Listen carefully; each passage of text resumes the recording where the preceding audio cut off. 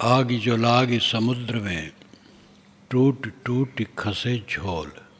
रोए कबीरा डंफिया, मुर हीरा जरे अमोल। संसार सागर में आग लगी काल की, और टूट टूट करके झोल खस रहा है, गिर रहा है। जब मकान में आग लगती है तो झोल खिस खिस करके गिरती है। खपड़े और पक्के के मकान को जलते हुए मैंने नहीं देखा है, फूस के मकान को जलते हुए देखा है। गांव में कभी कभी आग लगती थी फूस के घर में, तो जाता था तो देखता था, वो फूस जल जल करके झोल बन करके गिरता था। आग जो लाग इस समुद्र में। साहब अद्भुत बात कहने में बहुत कुशल थे।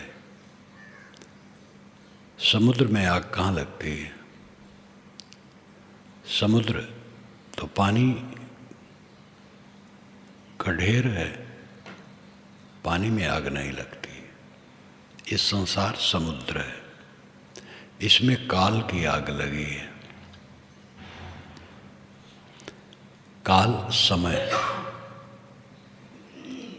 काल का अर्थ है समय और काल का अर्थ है ग्रस लेने वाला। समय ग्रस लेता है। जवान आदमी है, समय आता है वो बूढ़ा हो जाता है, सुंदर कुरूप हो जाता है, बना हुआ बिगड़ जाता है। काल चक्र निरंतर चलता है।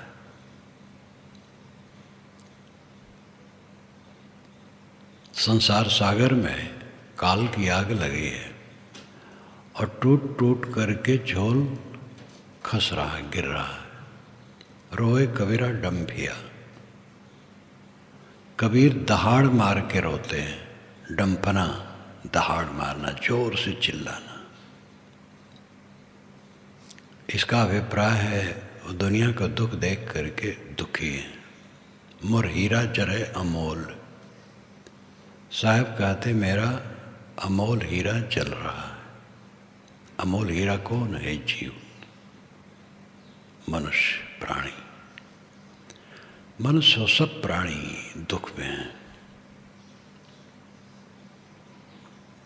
अभी एक विदेश की विद्वान की पुस्तक आई है इंग्लिश में, जो 84 सिद्ध हुए हैं, उनमें से तिब्बत के संत, उसमें लिखा है कि ये पूरा संसार विशाल भट्ठी है और सब जीव उसमें पक रहे, जल रहे।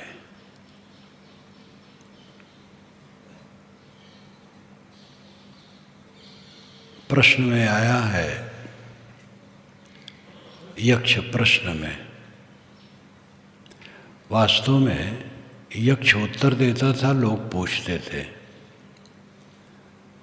यक्ष एक देवता है जिसके सिर पर आता था तो मानो वो यक्ष है।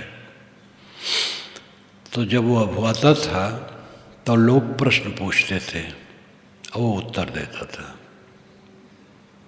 महाभारत में यक्ष ही पूछता है और युधिष्ठिर उत्तर देते हैं। युधिष्ठिर को तो बना लिया गया उत्तरदाता।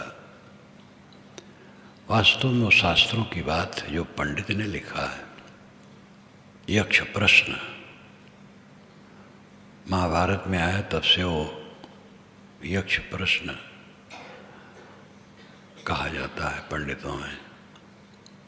अस्मिन् महामोहमये कटाहे सूर्याग्निना रात्र दिवेन्दनेन मासर्तुदर्भि परिघट्टनेन भूतानि काला पचतीति भारत। अस्मिन् महामोहमये कटाहे, यह महामोह का कड़ा है संसार, और इसमें सब प्राणी पड़े हैं। सूर्य की आग लगी है, रात और दिन का ईंधन लगा है, मांस और रित की करछुली है, और काल सबको उलट पलट करके परिघट्टनेन भून रहा है।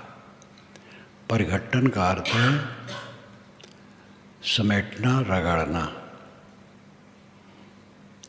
जब कड़ाह में हम सब्जी डालते हैं तो करछुली से उसको समेट समेट कर उलटते पलटते हैं। अस्मिन् महामोहमय कटाहे सूर्याग्निरा रात्रि दिवेन्धनेन मां सरतुदर्भी परिघट्टनेन पचती इति कालः पचती इति वार्ता। यही वार्ता है कि महामोह का कड़ा है। अस्मिन् महामोहमय कटाहे सूर्याग्निना, सूर्य की आग लगी हुई है। रात्रि दिवेन्धनेन, रात और दिन का ईंधन लगा हुआ है। मांसर तो दर्भी परिघट्टनेन, मांस और रित की दर्भी है, करछली है, जिसे परिघट्टन किया जाता है, उलट पलट करके भूना जाता है। और काल सबको भून रहा है। यही वार्ता है। जब सब भूने जा रहे हैं, सब दुखी हैं, तो किस पर क्रोध करते हो? दुखिया दुखें देन कम अकली। दुखी को दुख देना और कम अकलीपन है। सब जीव दुखी हैं, इसलिए करुणा रखो। भले हैं, बुरे हैं। भला बुरा आदमी नहीं होता है, आदमी जैसा है तैसा है। भलाई करने से वो भला कहलाता है, बुराई करने से बुरा कहलाता है। भले आदमी में कोई त्रुटि हो सकती है, और ऐसा आदमी भी हो जिसमें कोई त्रुटि न हो, लेकिन जिसमें त्रुटि है उसमें कोई भलाई नहीं हो, ऐसा नहीं है। कोई बिल्कुल भला हो सकता है, उसमें कोई त्रुटि न हो, लेकिन कोई बिल्कुल बुरा नहीं होता है। बहुत बुरा से बुरा आदमी में भी भलाई होती है। इसलिए बुरा आदमी का भी उस पर हमें निर्दय नहीं होना चाहिए। सब जीव दुखी है, सब जीव दुखी है। इसलिए किसी को दुख देने कभी सोचना नहीं चाहिए। किसी को कट न कहो, किसी को तकलीफ देने की न सोचो, किसी के दिल को ठेस न पहुंचाओ। सब दुखी हैं, सबका हित चिंतन करो।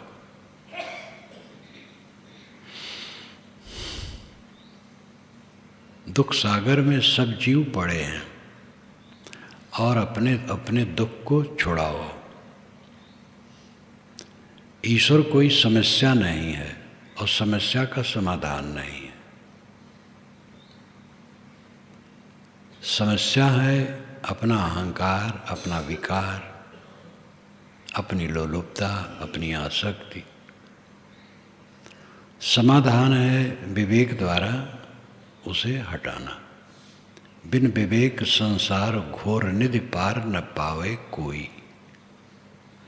गोस्वामी जी ने कहा है विनय पत्रिका में, माधो मोह पास किम टूटे। तो उन्होंने बाहरी क्रियाकलाप का खंडन किया।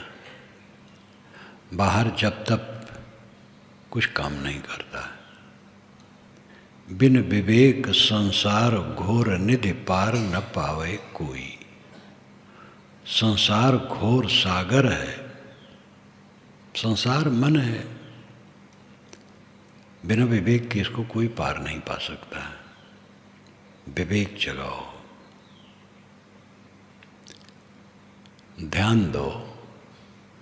जब कुछ नहीं सोचते हो तो संसार कहाँ रहता है? संसार संसार में है, लेकिन जब हम कुछ नहीं सोचते हैं तो संसार हमारे पास नहीं रहता है। शरीर में रहते हुए भी शरीर मानो नहीं रहता है जब हम कुछ नहीं सोचते हैं। और सोचना एक क्रिया है जो देहोपाधिक है, स्थिर नहीं है। सोचना एक मानसिक क्रिया है और देहोपाधि जनित है। देह उपाधि से रहित सोचना नहीं है। गाढ़ी नींद में हम नहीं सोचते हैं और सुख से रहते हैं।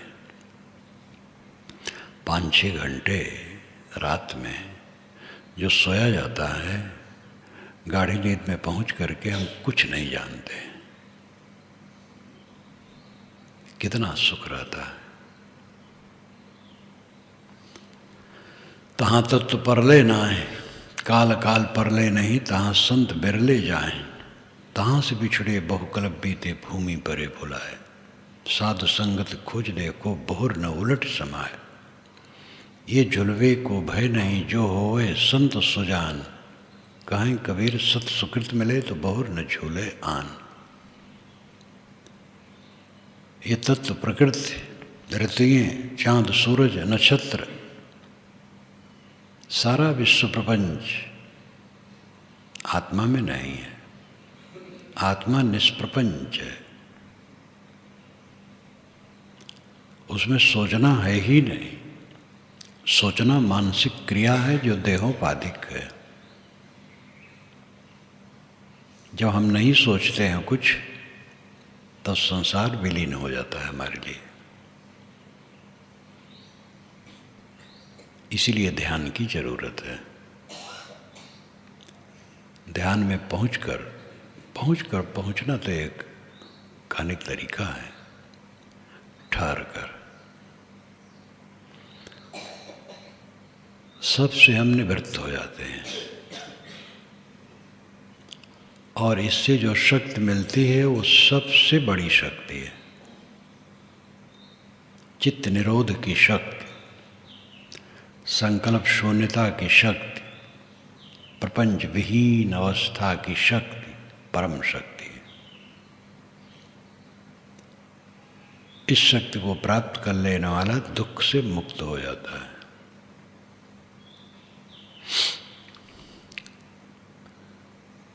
कल शाम को 2 लड़कियां दीक्षा के लिए बैठी तो एक का विवाह हो गया है, एक का नहीं। जिसका विवाह हो गया वो ज़्यादा तेज थी। कहे साहब मैं सुख चाहती हूँ। मैंने कहा बेटी धन्य है, यही तो असलियत है। सब सुख चाहते हैं, लेकिन सुख तब मिलेगा तुम्हें जब तुम दूसरे को दुख नहीं दोगी। और दूसरे को दुख दोगी तो सुख नहीं पाओगी। दूसरे को दुख मिले ऐसा सोचोगे भी तो भी सुख नहीं पाओगे कि हाँ बात तो है, सच लगी बात। हमने कहा बस ये ध्यान रखना, मन वाणी कर्म से दूसरे को दुख न देना। सब जीव वही तो हैं। बुद्धि है, समझ है। कोई भी जीव समझ करके ऊपर उठ सकता है। और दुख वही नहीं देगा जो दुख रहित है। दुख युक्त है तो दुख देगा। अपने मन में कालुष्य है तो कटु कह देगा, ईर्ष्या करेगा, निंदा करेगा, उपेक्षा करेगा। उपेक्षा तो एक साधना का अंग है। उपेक्षा का मतलब है उधर से अपने चित्त को समेट लेना। ये ऐसी जगह के लिए साधना है जहाँ पर अपना कोई वश न चले। अब आदमी उठपटांग हो और उसमें हम सुधार न पाए उसे, तो मौन हो जाना। उधर न सोचना, न बोलना, न कुछ करना, तभी शांति मिलेगी। कोई उटपटांग करने वाला है और मानने वाला भी नहीं है, समझाओ तो उलट करके और झंझट होने वाला है, तो उपेक्षा, शांत, कुछ नहीं, चर्चा ही नहीं उसकी, मन में भी संकल्प विकल्प नहीं, एक साधना है। तिरस्कार, ये ठीक नहीं, किसी का तिरस्कार नहीं। तो जितना जितना हमारे अंदर में दुख होता है उतना उतना हम दूसरे को दुख देते हैं। जब हमारा दुख बिल्कुल मिट जाता है तो हम दुख नहीं देते हैं। कोई दुख मान ले वो बात अलग है। बड़े पुरुषों ने कभी डांट गांस दिया तो उसको दुख देना मानना गलत है। कोई बात में डांट दिए तो दुख थोड़े देते हैं। श्री विशाल साहब ने हमें एक दो बार डांटा, उनका डांटना भी हल्का रहता था, इशारा समझ गया। तो हमारे गुरुजी को डांटने का स्वभाव नहीं था, लेकिन कभी तो डांटते थे। विशाल देव तो और बहुत गहन गंभीर थे, तो हमारे गुरुजी भी कभी डांटते थे। तो अब वो डांटना बुरा थोड़े,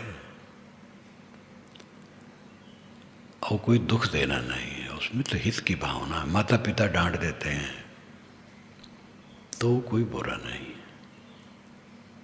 उसको इसमें दुख देने में जोड़ना तो भयंकर भूल हो जाएगी। कोई काम आदमी करता है और गलत करता है और नहीं करना चाहिए, समझाने से नहीं माना है तो डांट देते हैं, वो बुरा नहीं। दुख देने की भावना तो ऐसी होती है कि अनिष्ट चाहा जाता है उसका, उसको तकलीफ हो ये चाहा जाता है। डांट में नहीं होता है, डांट में तो हित की भावना होती है। आप डांटने गाड़ने का स्वभाव बना लेना वो गलत है, क्योंकि डांट से बहुत लाभ नहीं होता है। कुछ मास्टर होते मरकहा और कुछ मास्टर होते मरकहा नहीं होते। जो हमारे मौलवी साहब थे पढ़ाने वाले, वो मरकहा बिल्कुल नहीं थे, देव स्वरूप थे। और जो हेड मास्टर थे वो मरकहा थे।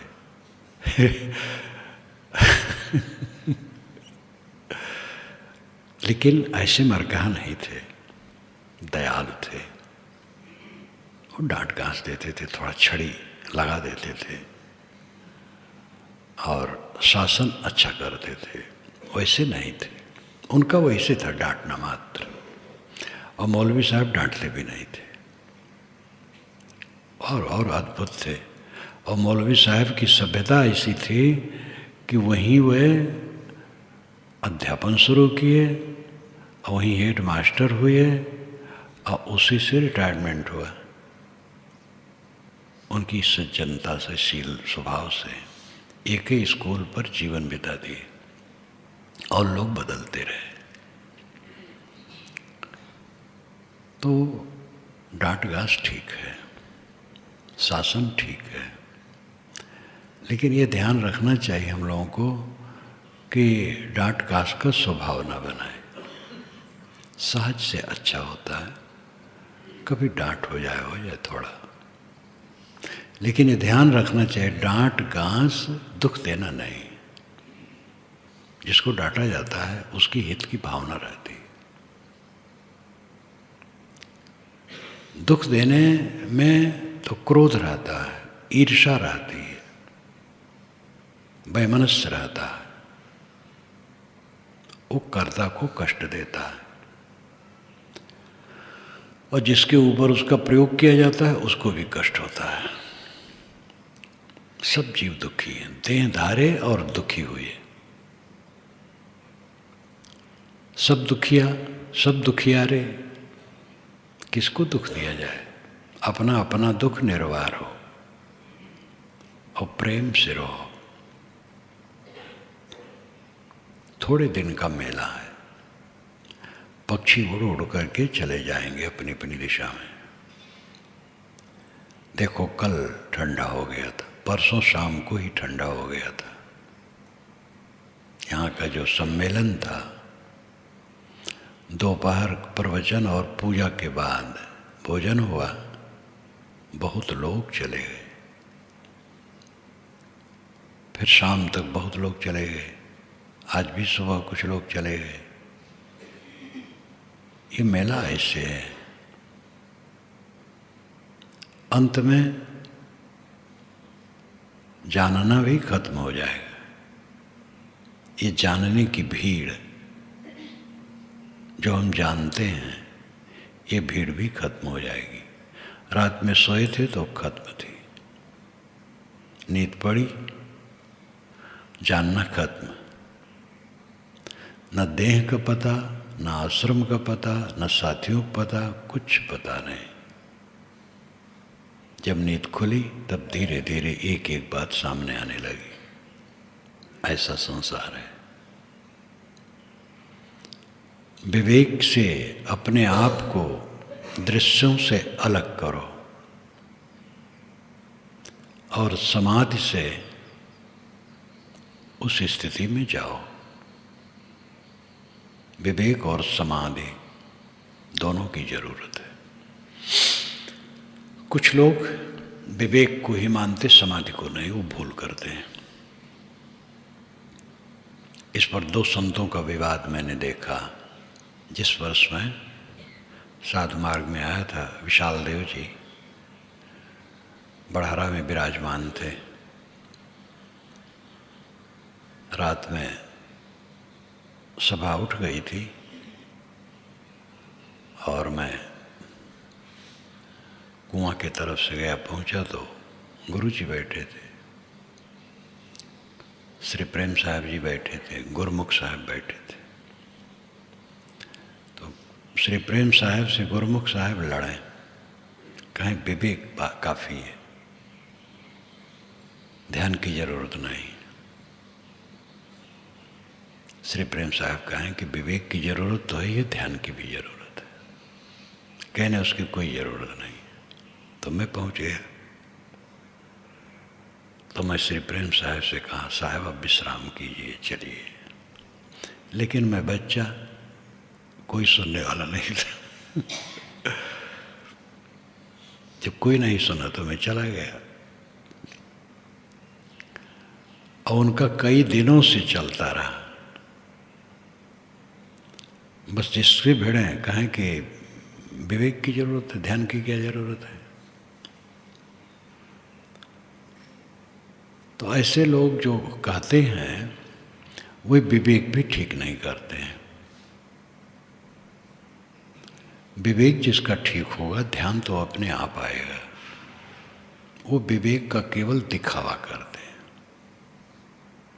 बड़बड़ बड़बड़। विवेक का अर्थ समझते हैं कि जो जानते हैं वही बोलते रहना, निर्णय करना, बताना, यही विवेक समझते हैं। बताना तो बतकही है। अब आदान प्रदान के लिए बताना जरूरी है।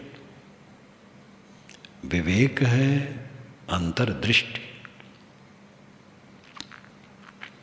विवेक में सब कच्चा चिट्ठा अलग अलग हो जाता है। पूर्ण विवेक की अवस्था मोक्ष अवस्था ही है, लेकिन इसमें ध्यान का खंडन नहीं है। जो अंतिम दशा है वो तो संकल्प शून्यता है, कुछ न सोचना। और इसका अनुभव सब साधक को करना चाहिए। ज़्यादा न कर पावे, चेष्टा रखे तो कुछ क्षण के लिए होगा, चित्त शांत हो जाएगा, कुछ नहीं सोचेगा। कुछ तो करे। एक लागे वो बहुत देर तक नहीं वैसा रह पाता है, तो कुछ शुरू करेगा तब बढ़ेगा। और कोई हाथ पर हाथ धरे बैठा रहेगा तो क्या कर सकता है। अपनी दशा तो यही है। कि संसार अपने में नहीं है। सोचने से संसार सामने आता है। सोचना बंद करो, संसार नहीं है। संसार जहाँ है तहाँ है, हमारे में नहीं है। यह दशा ही परम दशा है, अमनी दशा। और ये सार्वभौमिक है, इसका कोई अपवाद नहीं कर सकता है, सबके द्वारा मान्य है, क्योंकि ये चांद सूरज की तरह साफ है। इसमें कोई कल्पना नहीं है, किसी की प्रतिष्ठा नहीं है कि किसी को लाके प्रतिष्ठित उसमें किया जाए, राम को, कृष्ण को, कबीर को, बुद्ध को, किसी महापुरुष को, या चांद सूरज को, आग पानी को। ऐसा कुछ नहीं है। संकल्प शून्य, अपने आप अस्तित्व मात्र। ये उजागर है, सार्वभौमिक है, और कोई भी ना अनुभव कर पाए तो बुद्धि से इसको समझ सकता है। चित्त एकदम शांत, चित्तवात शांत, चित्त रूपी वायु शांत, बस संसार शांत। इसका अनुभव करो। इसका जितना अनुभव बढ़ेगा, कलह घटेगा। मन का कलह, कला कल्पना ना गई तब लग नहीं बैराग। कलह और कल्पना, कल्पना हर शोक हान लाभ राग द्वेष सोचते रहना, और कलह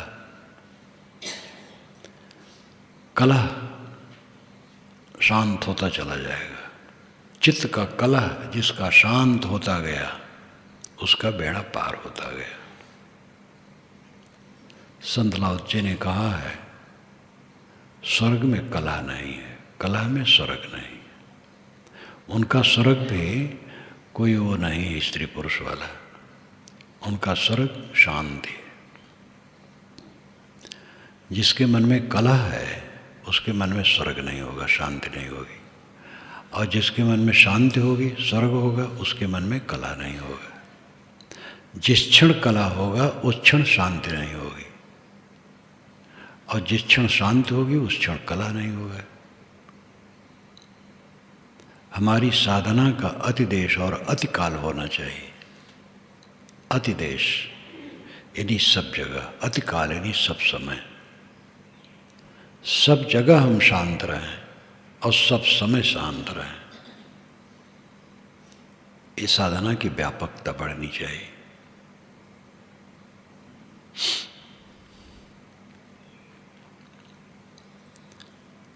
साधक अनुराग से लगेगा तो ये काम होगा। अनुराग की कमी है। जो घर छोड़ते हैं तो जो सही जिज्ञास होते हैं उनमें अनुराग होता है, और एकदम बड़ा उत्साह होता है। दौड़ दौड़ के सेवा करना, बात मानना, विनम्र रहना, और किसी बात में खूब ठीक से लगना, उत्साहित रहते हैं। और जिनकी समझ पक्की होती जाती है, ये और पक्का होता जाता है। और जो उत्साह मात्र है, समझ नहीं है, तो धीरे धीरे उत्साह ठंडा हो जाता है, और धीरे धीरे मानसिकता बदलती है। हम साधु गुरु हैं, ये मान लिया जाता है। हम स्वयं साधु गुरु हैं, तो अब साधु गुरु की बात मानने की क्या जरूरत है? अदब लिहाज करने की क्या जरूरत है? स्वयं साधु गुरु अपने को मान लिया जाता है, और भाव आ जाता है पुजाने की। महात्मा हम हैं, अब तो इतने काम है कि लोग हमारी पूजा करें। दृष्टि बदल जाती है, गड़बड़ हो जाता है। सब समय अपने को दास मानना,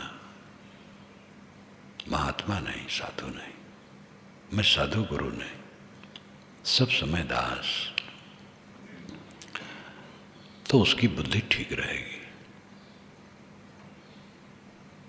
और जहाँ अपने माने हम साधु गुरु हैं, बस गड़बड़ हुआ, पुजवानिक भावना आई। और मन ऐसा अद्भुत है कि ऊपर से निर्माण होते हुए भीतर से अहंकार रहता है। परत पर परत अहंकार के जमे हैं। हंता देखे साध, हंता में सबही, हंता माँ सबही पड़े, हंता देखे साध, हंता ते न्यारा रहे गुरुमुख दृष्टि अबाध। श्री रामराज साहब की वाणी बड़ी मार्मिक है। जमाना था ऐसा खंडन मंडन का, इसलिए उनकी वाणी में खंडन बहुत है प्रपंच का। और उन्होंने सबने खंडन किया है, तभी समझ में भी आया है। लेकिन उन्होंने जो साधना की बात कही बड़ी मार्मिक है, बहुत उच्च संतत है। हंता माँ सबही पड़े, हंता देखे साध। सारा संसार अहंकार में पड़ा, हम सब अहंकार में पड़े हैं। जो अपने अहंकार को देखे वो साधु है। कोई भी हो, स्त्री पुरुष गृहस्थ विरक्त कोई भी हो, जो अपने अहंकार को देखे वो साधु है। अहंकार को देखना ही साधु, अपने अहंकार को, दूसरे के नहीं। दूसरे को देख के क्या होगा, दूसरा अपना हो जाना है। हम अपने अहंकार को देखें और उसको गलावें बर्फ की तरह, धीरे धीरे गलाते जाएं। वही हमारा दुश्मन है, वही हमें दुख देता है, पीड़ा देता है। अहंकार गलता जाएगा, चित्त शीतल होता चला जाएगा। हंता माँ सबही पड़े, हंता देखे साध, हंता ते न्यारा रहे गुरुमुख दृष्टि अबाध। अहंकार से रहित रहे, गुरुमुख दृष्टि में चले, अबाध, बाधा रहित, विघ्न रहित, उसका बेड़ा पार है। जो सदैव अपने अहंकार को देखता है वो संभलता रहता है। व्यवहार में भूल होने का चांस रहता है। ज्ञान के बाद चित्त से उतर जाती है और चित्त में कुछ का कुछ आ जाता है। बहुत संवेदनशील चित्त है। बड़ी सावधानी से जो इस पर निगरानी रखेगा वो अपने को संभाल पाएगा। क्षण क्षण फिसलन है।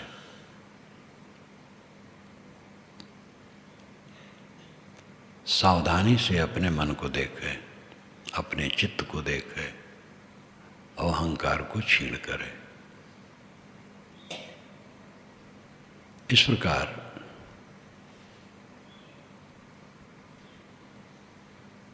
जो इस भाड़ भट्ठी में हम सब पड़े हैं, काल की आग में पकाए जा रहे हैं, इस दावानल दुख को देखें और अपने को बचाएं। अहंकार की आग है और उसमें हम सब चलते हैं, उसको बुझाएं। भक्ति, ज्ञान, विवेक, सेवा, स्वाध्याय, साधना द्वारा ये धीरे धीरे करते करते होगा। सभी साधक को इस पर जोर से लगना चाहिए।